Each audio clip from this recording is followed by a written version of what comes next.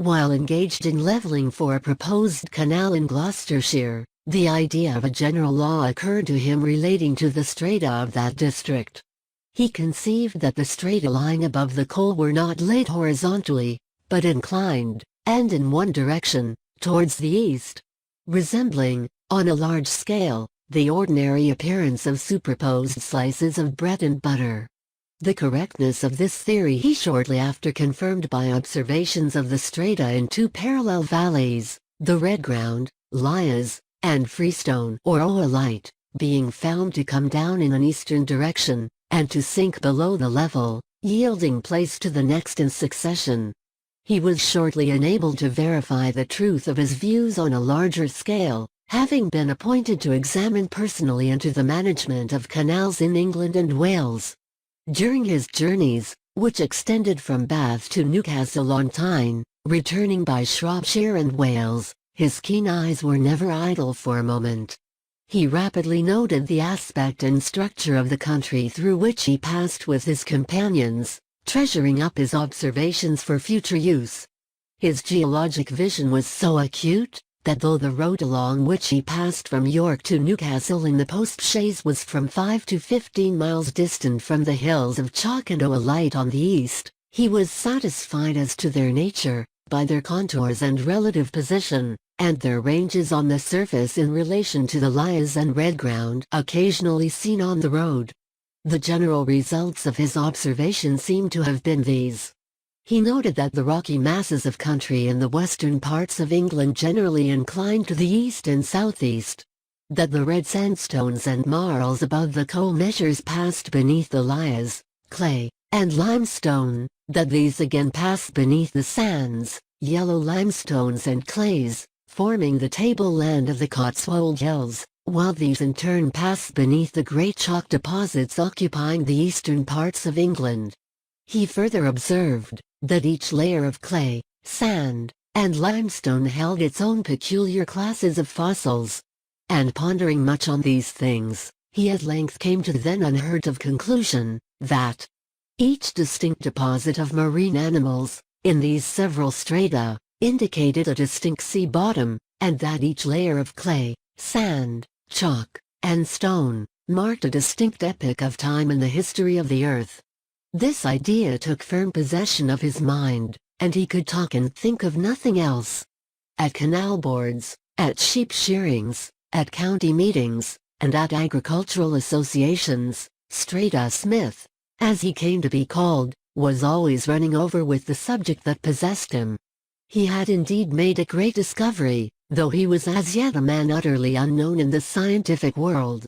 He proceeded to project a map of the stratification of England, but was for some time deterred from proceeding with it, being fully occupied in carrying out the works of the Somersetshire Coal Canal, which engaged him for a period of about 6 years.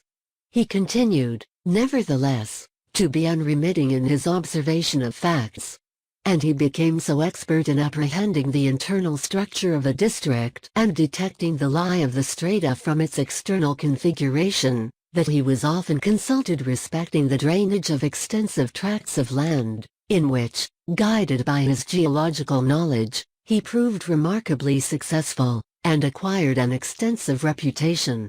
One day, when looking over the cabinet collection of fossils belonging to the Reverend Samuel Richardson, at Bath, Smith astonished his friend by suddenly disarranging his classification, and rearranging the fossils in their stratigraphical order, saying, "These came from the Blue Lias, these from the overlying sand and freestone, these from the Fuller's earth, and these from the Bath building stone."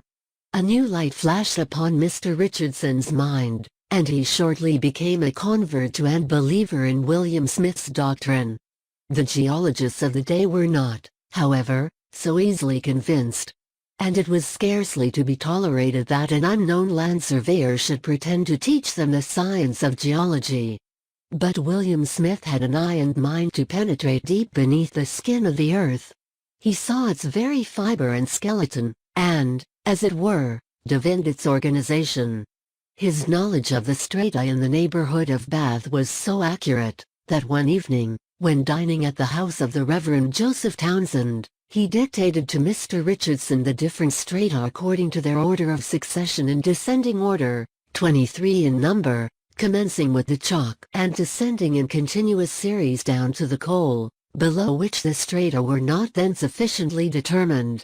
To this was added a list of the more remarkable fossils which had been gathered in the several layers of rock. This was printed and extensively circulated in 1801. He next determined to trace out the strata through districts as remote from Bath as his means would enable him to reach.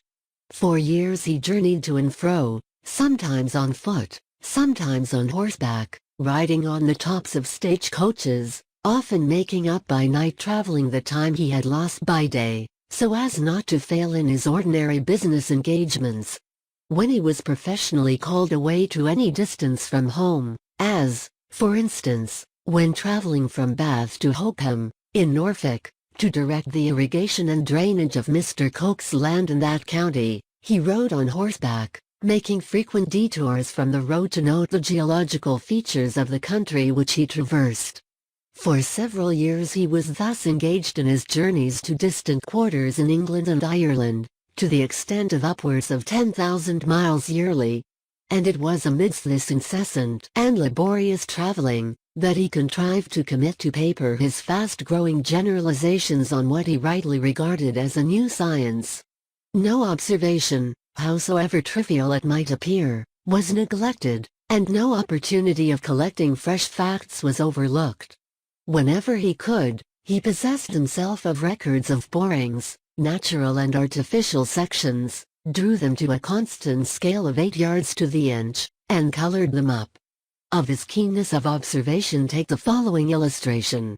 When making one of his geological excursions about the country near Woburn, as he was drawing near to the foot of the Dunstable Chalk Hills, he observed to his companion, "If there be any broken ground about the foot of these hills, we may find sharks' teeth." And they had not proceeded far, before they picked up 6 from the white bank of a new fence ditch.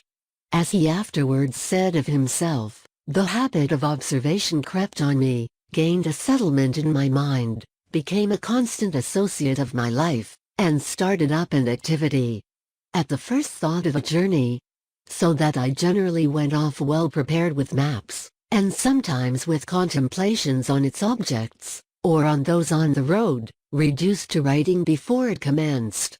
My mind was, therefore, like the canvas of a painter, well prepared for the first and best impressions."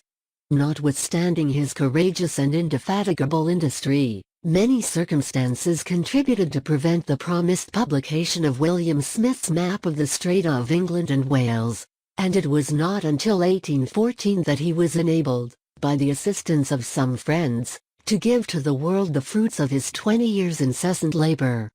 To prosecute his inquiries, and collect the extensive series of facts and observations requisite for his purpose, he had to expend the whole of the profits of his professional labors during that period. And he even sold off his small property to provide the means of visiting remoter parts of the island. Meanwhile he had entered on a quarrying speculation near Bath, which proved unsuccessful, and he was under the necessity of selling his geological collection, which was purchased by the British Museum, his furniture and library, reserving only his papers, maps, and sections, which were useless save to himself. He bore his losses and misfortunes with exemplary fortitude. And amidst all, he went on working with cheerful courage and untiring patience. He died at Northampton, in August, 1839, while on his way to attend the meeting of the British Association at Birmingham,